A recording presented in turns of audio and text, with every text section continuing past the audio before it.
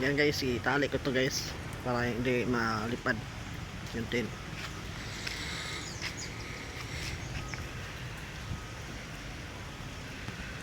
Yan guys, update tayo sa ating sounds.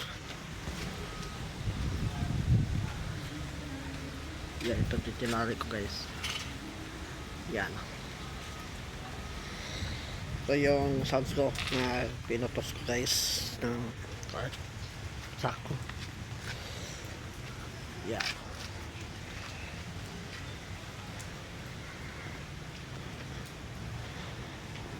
mulan Japon sa amin guys.